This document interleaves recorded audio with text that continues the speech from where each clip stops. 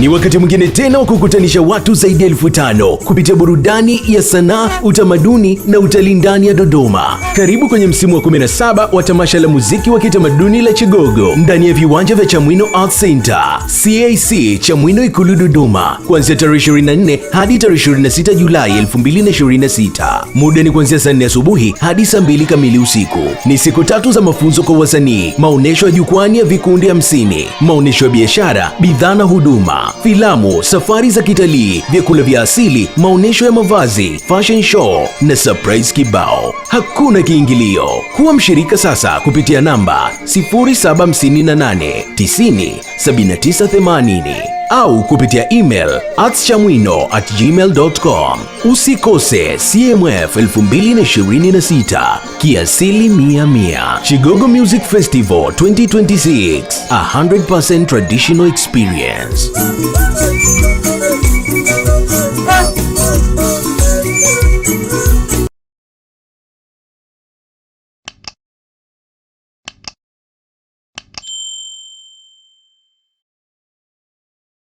Mwenyekiti wa serikali ya mtaa wa Kigamboni, Matayo Makorome, pamoja na baadhi ya mashuhuda wa tukio la kifo cha mwanafunzi wa chuo kikuu cha St. John Dodoma, marehemu Rebecca John Misugwi, wametaja chanzo cha kuuawa kwa binti huyo ni kuwa wivu wa mapenzi. Wameeleza hayo wakizungumza na waandishi wa habari jijini Dodoma baada ya marehemu kuagwa ili kusafirishwa kwenda jijini Mwanza kwa ajili ya mazishi.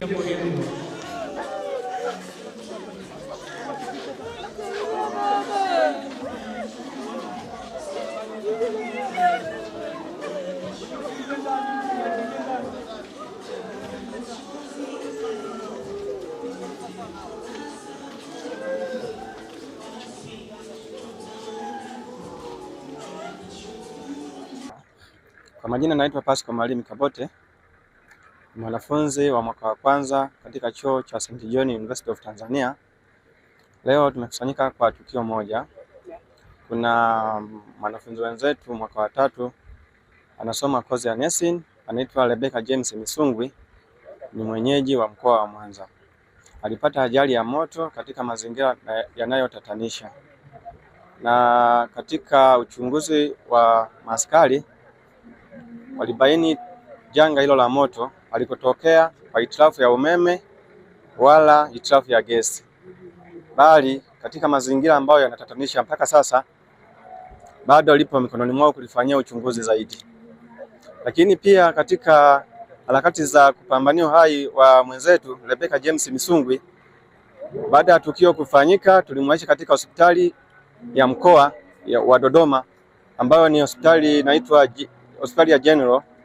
Alikaa pale kwa siku 2 kwa matibabu ya mwanzo, lakini tukaona matibabu kama hayaendi inavyotakiwa, tukaamua kukata rufaa na kumpeleka katika hospitali ya Benjamin Mkapa iliyoko hapa hapa Dodoma kwa matibabu zaidi. Lakini katika harakati za madaktari kupambania uhai wake, jana mnamo saa 6 mchana, madaktari walijitahidi kwa uwezo waliobarikiwa na Mungu, lakini ikashindikana kwa sababu alikuwa na hitilafu katika mapafu. Mapafu alikuwa amejaa moshi. Kwa hiyo katika jinsi ya upumuaji ikashindikana. Kwa muda wa saa 6 pale akatuacha.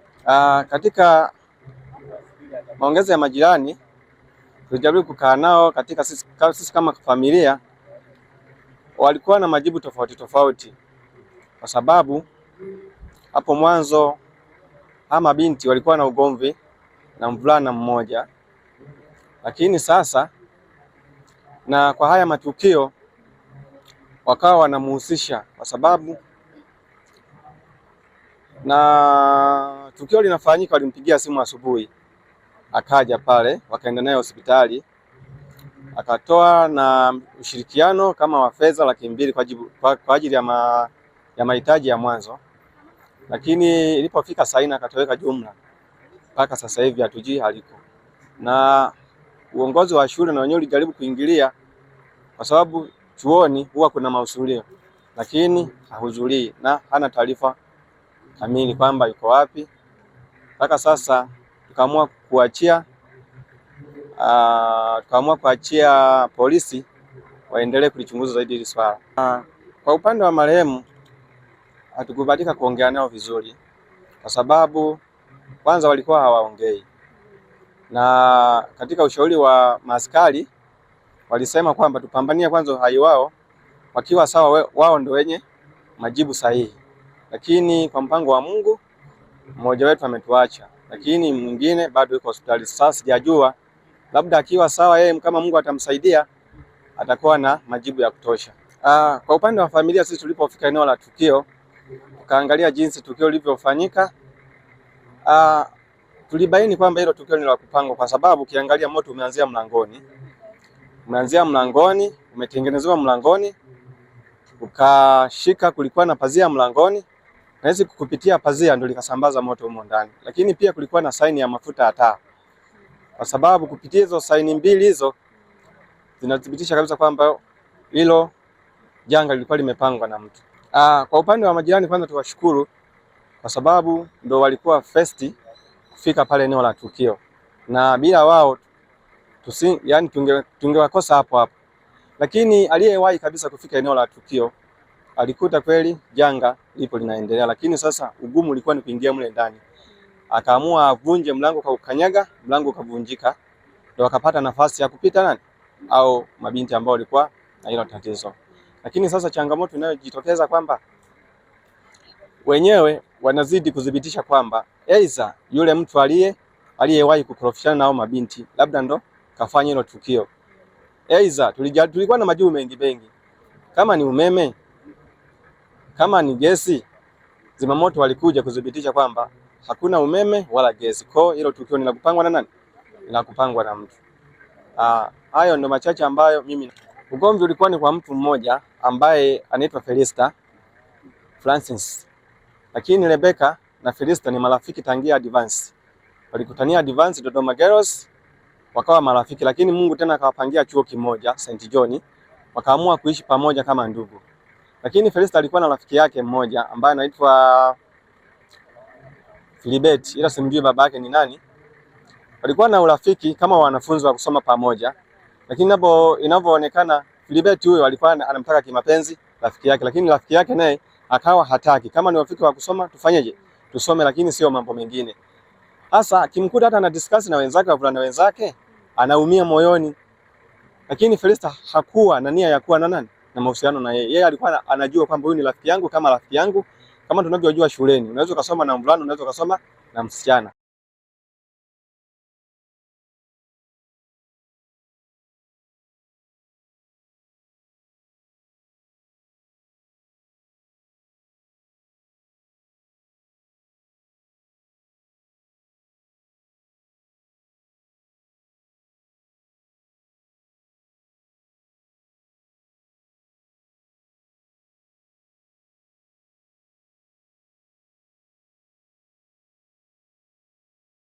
Naitwa Matayo Makorome Maswale, ni mwenyekiti wa mtaa wa Kigamboni.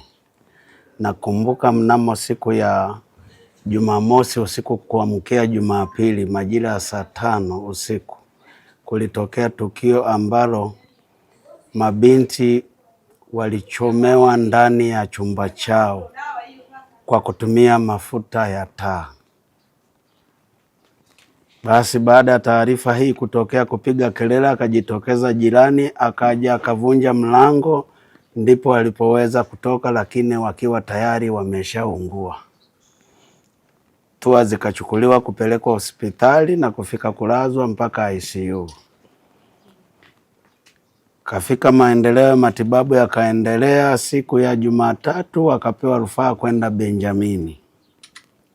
Wamekuwa wakiendelea na matibabu huko Benjamini hadi mpaka kufikia jana siku ya Alhamisi mnamo saa 6 mchana, taarifa zikaja mmojawapo wa mgonjwa ambaye anaitwa Rebecca ameshafariki.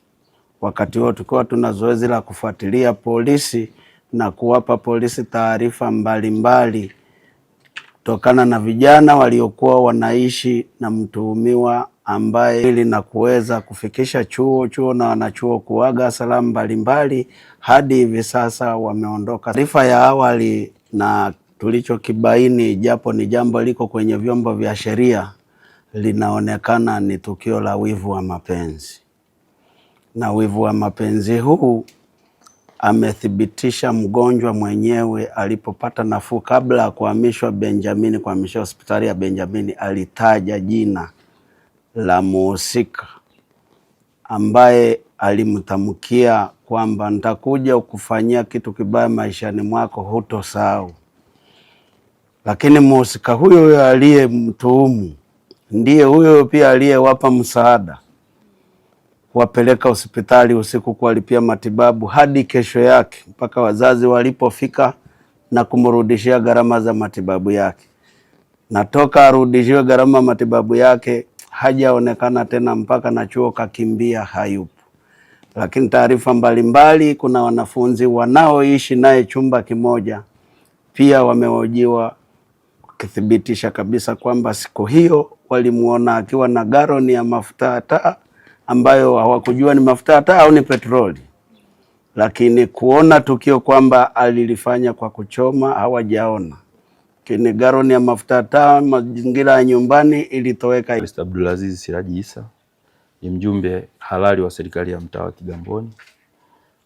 Kulingana na tukio lililotokea, kama mwenyekiti wangu alivyotangulia kusema, yapo mengi ambayo sisi kama viongozi tumeweza kuyabaini, lakini wito wetu mkubwa hasa kwa vijana, hususan hawa ambao wanapata elimu, wanakuja vyuoni. Tunapokuja kwa lengo la kusoma, basi tubezi na hilo la kusoma na si majambo mengine. Naitwa Doris William Masam, mkazi wa Dodoma mjini, mtaa wa Kigamboni. Hebu tuambie, umechukuliaje tukio hili au masikitiko ni makubwa kama jirani, na kama alikuwa ni rafiki yangu pia ni mdogo wangu. Ninasikitika sana kwa ajili ya hicho kitendo kilichofanyika, na ninamwombea kwa Mungu aweze kumpokea salama huko alikokwenda. Na ninawasa vijana pia, hasa vijana ambao wanaochipukia kwa sasa, sio wanachuo tu, hata vijana wa mtaani, kwa kupitia hili tukio na inavyosemekana kwamba chanzo chake ni kitu fulani, yani waweze kuwa makini zaidi. Wasichukue tu kwamba huyu ni mwanaume niweza kuwa naye kwenye mahusiano, au huyu ni mtu fulani ni mwanamke naweza kuwa naye kwenye mahusiano, bila kumjua yule mtu tabia zake za ndani zaidi, kwamba huyu mtu asili ya tabia yake ipoje. Je, naweza kuingia naye kwenye mahusiano? Je, naweza kuwa na urafiki naye? Hata tukikosana atachukua hatua gani? Tutaweza kusameheana kwa dhati? Wasikurupuke kuchukua tu rafiki ni rafiki na kumweka karibu zaidi, au usimchukue mtu ni mtu kwa kuwa mnasoma pamoja au mmekutana tu mjini akajua mpaka ile sehemu yako inayoweza kuishi. Hiyo sio jambo zuri. Mpaka umjue mtu vizuri ndio uweze kumuonyesha makazi yako pale unapoishi. Labda sina uhakika kama ndo naweza kuchangia, lakini walikuwa ni marafiki, wana mahusiano ya kimapenzi. Sasa urafiki wao, naona mwanamke akaona tabia za ule mwanaume hazimpendezi tena, akamwambia kwamba tumefika ukomo haya mahusiano, tusitishe. Lakini mwanaume hakuweza kubaliana na lile jambo, akachukua hatua, akamvizia kwamba yule binti alikuwa chuo. Akaja hapa nyumbani, akachukua sumu, akanywa. Alivyokunywa ndo watu wakamshuhudia alivyokuwa anaumia, sasa anakoroma. Wakamchukua wakampeleka hospitali ya General. Walivyompeleka kule hospitalini, madaktari wakamsaidia, walivyomsaidia akarejea nyumbani. Alivyorudi nyumbani, wakawachukua ndugu sasa wa mwanaume na ule mwanamke, wakaenda wakasuluhishwa kwamba hata kama mlikuwa kwenye mahusiano ya mapenzi, lakini mmefika mahali sasa hamwezi tena kuendelea na haya mahusiano, kuweni tu marafiki wa kawaida. Hata leo na kesho mkikutana barabarani muweze kusalimiana. Maisha bado yanaendelea, nyie bado ni vijana wadogo. Wale ndugu sasa walivyoona wamefikia pale, wakatamatishwa, wakapatanishwa vizuri. Mwanaume akakubali, akasema haya, lakini mwanaume anaonekana bado alikuwa anampenda yule binti. Wakaendelea na maisha, ndo walivyokuja kufunga chuo, wakaenda na field. Sasa baada ya kwenda na field, ndo hatujui sasa kilichokuwa kinaendelea tena mpaka ili tukio kuja kutokea. Mimi ni mzazi wa Felista Peter.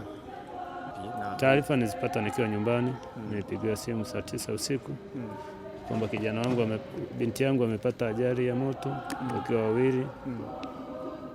Basi Nikaondoka saa 9 usiku hiyo kuja hospitali. Fika nikakuta mabinti zangu wamepata ajali ya moto. Wako ICU. Na Felista ndo mwanangu, Rebeka ni rafiki yake ambaye wamesoma naye tangu advance mpaka chuo. Ilikuwa niliambiwa ni ajali ya moto. Baada ya kufuatilia, walivyokuja zimamoto wamefuatilia, ikaonekana ajali ni ya kusababishwa ni mafuta ya taa yaliyotumika kuchoma wanangu. Felista nimeongea naye mara mwisho jana, na nilikuwa naye mpaka saa 1 usiku hospitali. Ndio. Yeye ana mtuhumu, kuna kijana ambaye anahisi ndio amemfanyia tukio hilo. Ndio. Tunaenda kuzika Tabora. Ndio. Polisi kwa kweli nimeenda mara nyingi kwa sababu mwenyekiti wa vijana wangu wa mtaa. Tulipofika wakatuambia Jumapili jioni, wakatuambia njoni kesho Jumatatu. Tumeenda Jumatatu, wakatuambia leo tumebanana, njoni kesho. Sasa kesho yake watoto wangu wakawa wamezidiwa, nikashindwa kwenda, wakawa wamepata rufaa kwenda Benjamin. Kwa hiyo sikuweza kufika. Nikapata nafasi siku ya Jumatano nimefika, nauliza utaratibu unaoendelea, wanasema bado tunafuatilia. Hapo bado niko polisi, nikapigiwa simu binti yangu mmoja, rafiki yake na binti yangu amefariki.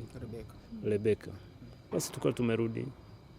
Kwa hiyo mpaka sasa hamna kinachofuatiliwa polisi. Sina imani hata wewe mtu kama unamfuatilia. Na taarifa zote tulishawapatia. Wangu jeshi la polisi halina msaada kwetu. Hizo tulizisikia, lakini sasa nilikuwa nimesubiri watoto wangu wapate nafuu ili niweze kuwahoji. Lakini bahati mbaya ndio hivyo, Mwenyezi Mungu kawaita. Na wasi tu vijana wasichukue sheria mkononi. Asante. Kwa majina anaitwa Humphrey Peter Sanga, ni mwanafunzi wa chuo kikuu cha St. John. Mimi nilikuwa mwanafunzi mwenzie dada yangu Felista, tumesoma darasa moja. Kupitia tukio hili ambalo limetutokea hivi karibuni, kwanza limetusononesha sana, lakini pia tukio hili linatupa mafunzo mengi. Sisi kama wanafunzi cha kwanza tuwe watu wa kujihadhari dhidi ya majanga mbalimbali yanayotokea katika maisha yetu, lakini pia tunapata funzo jingine la kumrudia Muumba wetu kwamba sisi si kitu, muda wowote tunaweza kupata chochote. Lakini pia wito wangu kwa jamii, lakini kwa vyombo vya ulinzi na usalama kwa nchi yetu, tunaomba wanafunzi tuzidi kuzidishwa usalama wetu, kwani muda mwingi hatujui matatizo yanatokea muda gani. Lakini pia hata hizi huduma za kijamii kama fire, lakini jeshi la polisi tunaomba ushirikiano wao ili kwa haya ambayo yanaendelea hapa na pale yaweze kupata ufumbuzi, tuweze kujua dada yetu hawa wawili wamepatwa na tatizo gani kwa uthibitisho. Kuondokewa na mwenzetu Felista limekuwa ni pigo kubwa sana kwa wanachuo hasa St. John, lakini pia na jamii kwa ujumla, kwa sababu ni mtu ambaye alikuwa analeta tija sana kwenye jamii. Ni mtu ambaye alikuwa anatoa mchango mkubwa hata kwa sisi wanafunzi wenzake. Kwa hiyo ni kitu ambacho kinaumiza, lakini yote kwa yote tunamwachia Mungu, kwa sababu sisi pia tunafuata baada ya yeye kutangulia, anakwenda kutandalia makao sehemu sahihi ambao Mungu ametuandalia, basi na sisi tutakwenda kukaa. Basi napenda sana kutoa rai kwa wote ambao wanapatikana sehemu hizi waweze kufika kwenye tukio muhimu hilo ambalo itakuja kwa ajili ya kuchukulia hiyo mazishi yake na kuweza kumpumzisha mwenzetu sehemu salama kabisa. Nishukuru sana. Kama kijana, tukio hili la kuchomwa moto ambayo inahusishwa na wivu wa mapenzi, wewe linakufundisha nini na nini umejifunza kwenye tukio hili la kina Felista na Rebeka? Asante sana. Mimi najifunza vitu vikubwa sana, kwa sababu kilichotuleta chuoni hasa ni masomo, lakini sio swala ambalo tofauti na masomo. Kwa hiyo ikitokea kuna namna scenario, sisi ni watu wazima, lakini ikitokea kuna scenario fulani pengine umempata mwenza wako, inakuwa ni changamoto, unashindwa kuendana na vile vishindo vya hisia, kwa sababu hizo ni hisia. Mpaka mtu amekwenda kuuliwa, hizo zote ni hisia. Mtu anachukua jukumu la kuweza kumtoa mwenzio hai, hizo zote ni hisia. Kwa hiyo mimi nachukulia kwa ukubwa sana, na limenipa funzo kubwa ni kwamba tunapokuja chuoni kuna vitu vingi, lakini ukiona huwezi kuhimili vitu ambavyo viko nje ya uwezo wako, jaribu kufanya tu masomo, kwa sababu sisi ni vijana, tunahitaji nguvu ya taifa iweze kukua, lakini pia tunahitaji sio wenyewe tutimize malengo yetu, lakini kuna wazazi pia ambao wametoa mchango kwa sisi kuweza kufika hapa. Kwa hiyo ni jambo linaloumiza sana. Kwa hiyo naumia, lakini mimi pia nimejifunza na pia nitavyomuona mwenzangu au mtu yeyote ambaye anaingia kwenye changamoto ya mapenzi na najua hawezi, basi naweza nika play part yangu kama mimi mwanafunzi. Asante sana. Hata hivyo, wakati tukio hilo likitokea, ndani ya chumba hicho kulikuwa na wanafunzi wawili wa kike ambao waliungua maeneo mbalimbali ya miili yao kabla ya msamaria mwema kufika haraka na kuvunja mlango wa nyumba baada ya kusikia yoe za kuomba msaada. Mtazamaji na mfuatiliaji wa Washindi Media, usisahau kusubscribe, comment, like na share ili uendelee kupata taarifa hii.